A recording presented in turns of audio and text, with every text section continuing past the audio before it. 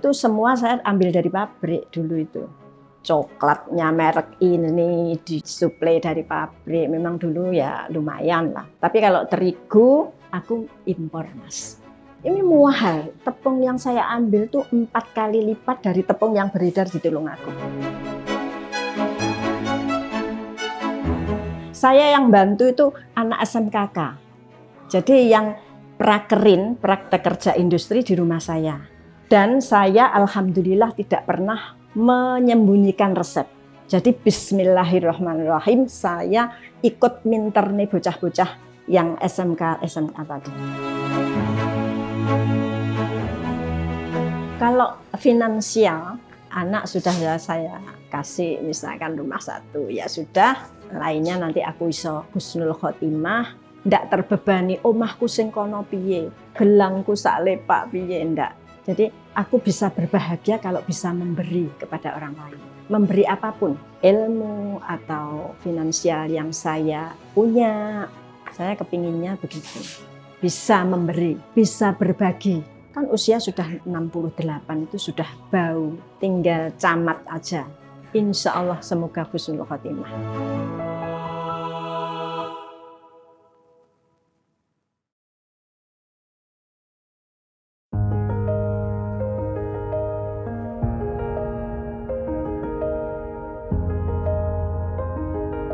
Bismillahirrahmanirrahim. Nama saya Ibu Tutik Sunarni Elok. Kalau di Tulungagung memang dikenal Bu Elok. Karena usaha saya namanya Elok. Dan usaha saya ini sejak kira-kira 43 tahun yang lalu. Saya masih di Trenggalek dulu. Kalau basic saya sebetulnya pembantu bidan, jadi perawat di PKI Aisyah. Pada tahun itu PKI Aisyah rame banget. Tapi karena saya mengikuti suami, jadi keluar. Waktu itu Trenggalek, aduh ya Allah, sepi, Mas. Terus kita itu apa ya, mau kerja apa? Saya nyari-nyari hobiku apa. Oh, hobiku kok bikin kue gitu. Lalu di majalah Kartini itu kan ada lomba resep keluarga. Saya ikut, menang nomor 1 sejatim. Alhamdulillah. Masaknya waktu itu kelinci panggang. Jadi saya dulu awalnya itu masakan, Mas. Kemudian kita dikirim ke Jakarta di Universitas Trisakti, saya masak di sana, diasisteni mahasiswa-mahasiswa di sana. Alhamdulillah saya dapat nomor 2 nasional. Sejak itu terkenalnya saya pinter masak. Nah, saya akhirnya dipakai Kabupaten dulu, sering Pak Harmoko nalika semono, Menteri Penerangan, kemudian Pak Larso, Gubernur, itu saya sering bantu RT-nya pendoko sana nyusun-nyusun menu. Nah, terkenalnya untuk pinter masak, Mas. Jadi sejak itu saya beranikan diri untuk menerima pesanan. Terus saya bingung nyari nama sopo yo, kue apa ya. Akhirnya saya menemukan Elok. Elok itu adik saya yang terkecil yang dulu ikut saya sekolah di Trenggalek gitu.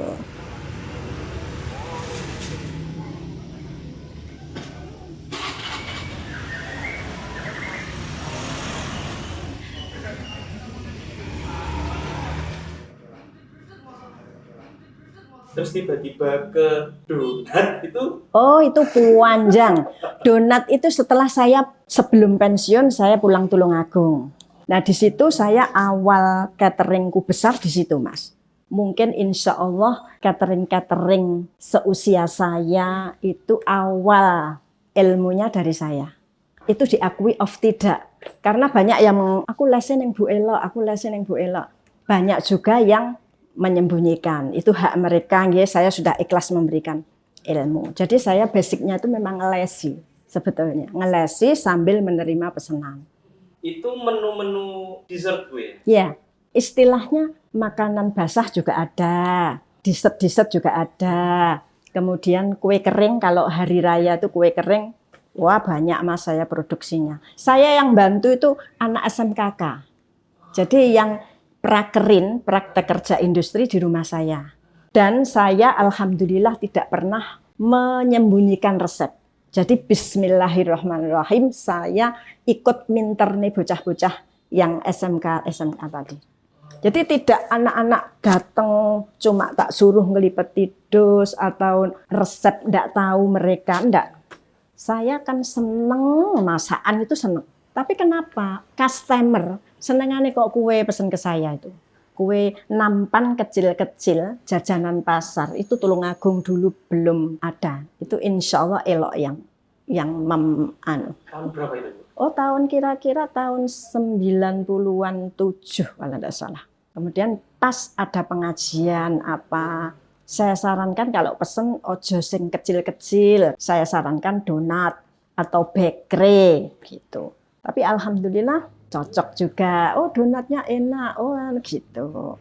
Jadi beralihnya ke donat itu. Ada pondok di sini itu kalau pesen tuh sampai haul itu mesti 5.000 itu saya sarankan juga donat atau bakery karena mudah kan gitu. Justru saya karena SDM saya kurang, saya minta santrinya dia untuk bantu. Semalaman enggak tidur itu santrinya dia. Akhirnya memberanikan diri buka outlet donat sendiri. Iya, di rumah Jepun. Tapi setelah itu Covid kan, terus anakku ya kayaknya ogah-ogahan untuk menekuni donat itu rodok ogah-ogahan gitu. Dia kerja di Bali, sini ditinggal geledak gitu. Terus alhamdulillah ini setelah nganggur pulang ke Tulungagung, Bali ditinggal, di sini ada teman-teman. Jadi ini tim Mas, bukan hanya anak saya. Jadi tim ini mereka ini akhirnya buka ini. Sehari berapa piece, Bu? Sampai sekarang insya Allah kalau 300 turun enggak pernah insya Allah. Tapi kalau 300 ke atas sampai 500, alhamdulillah sampai sekarang. Tapi titik ini Mas. Karena kita pakai bahan premium semua. Jadi memang pangsa pasar yang saya tembak itu memang yang kelas menengah ke atas. Insya Allah mudah-mudahan doa-doa saya terijabah untuk anak-anak pemudi ini.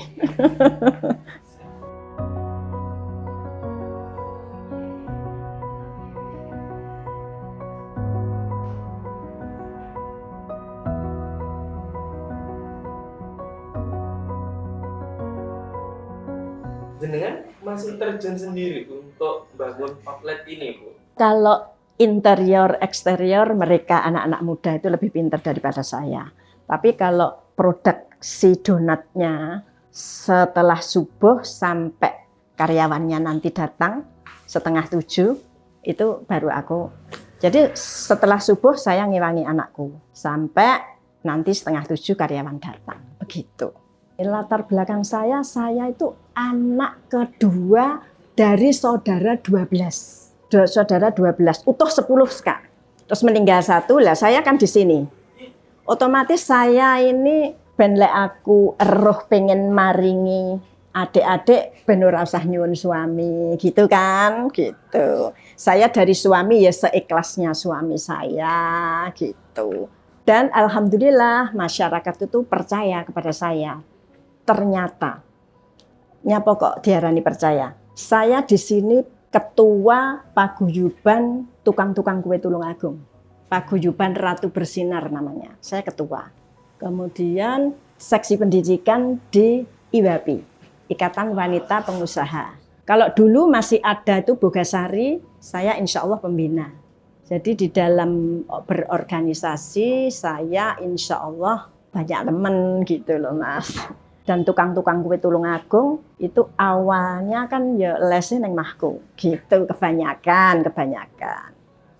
Dan ini kan produk yang umum ya. Iya. Apalagi muncul para pemuda-pemuda ini yang inovasinya juga lebih gila lagi iya, Bu ya. Iya. Gimana jenengan ngikuti itu Bu sehingga donat jenengan masih tetap bisa eksis? Nah itu pertama rezeki dari Allah. Kedua, karena kita selalu menjaga kualitas bahan. Karena donatku terkenal larang ya, makanya aku juga harus memakai bahan yang sepadan dengan harga jual. Jadi premium semua. Nah alhamdulillah saya juga dipercaya. Sebetulnya nalika elok sebelum ini, itu semua saya ambil dari pabrik dulu itu. Coklatnya merek ini disuplai dari pabrik, memang dulu ya lumayan lah. Tapi kalau terigu aku impor Mas. Ini mahal. Tepung yang saya ambil tuh 4 kali lipat dari tepung yang beredar di Tulungagung. Iya harganya. Makanya aku muni badine Dede. Itu. Ini jual berapa Bu? Ada yang 12.000, 7.000, 7.000 sampai 12.000. Satu piece? Iya. Donat itu? Rata-rata kan ada yang 3.500, 4.000, 5.000. Tapi sekarang sudah mulai bermunculan juga mereka berani untuk harga premium. Walaupun tepungnya biasa saja. Tipsnya bikin donat enak itu dari jenengan apa? Sebelum memulai berdoa dulu. Wah, kemudian dari bahan dasar donat dengan bahan dasar roti itu kan sama, Mas. Harus ada terigu, harus ada gula, pengembang itu ragi, kemudian margarin, kemudian telur. Nah, itu 5 ini harus ada. Margarin kan dari harga 4.000 sampai 1 kilonya ada yang 90.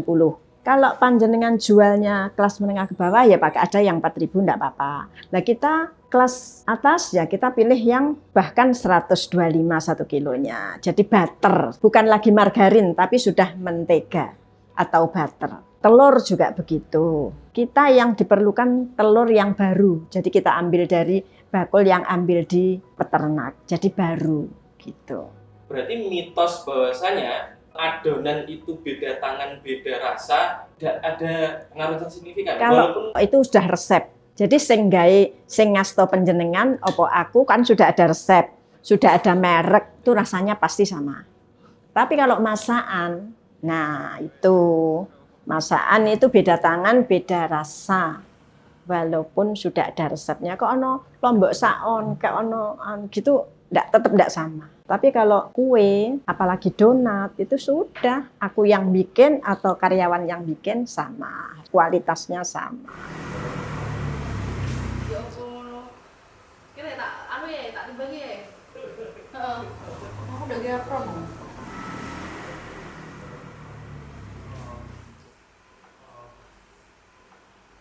Saya dari usia sekarang dan menjadi doa saya, semoga saya menjadi orang yang bermanfaat bagi orang lain.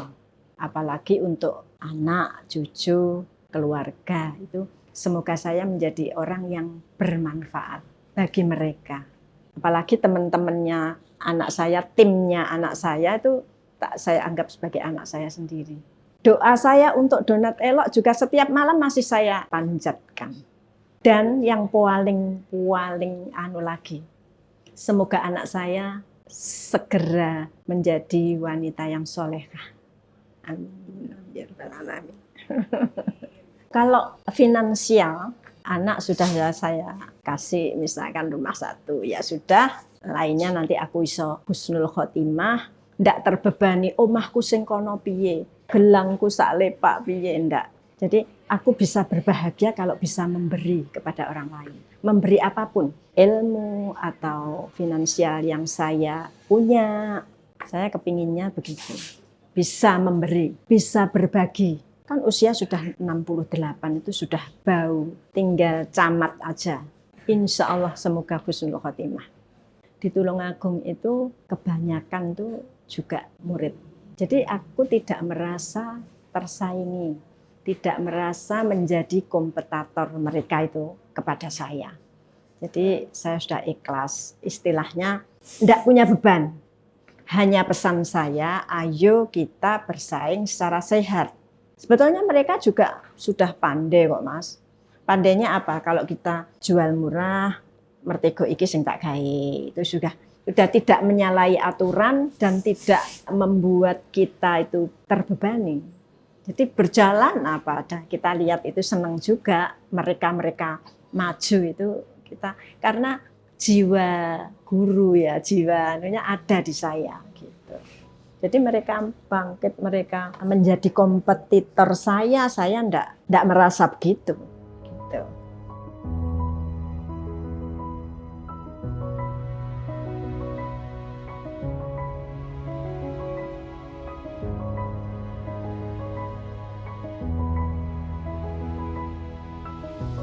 Nama saya Ibu Tuti dari Donat Elok. Alamatnya Pasar Pringbago, Jalan I Gusti Ngurah Rai. Tulungagung. Terima kasih atas perhatiannya. Wassalamualaikum warahmatullahi wabarakatuh.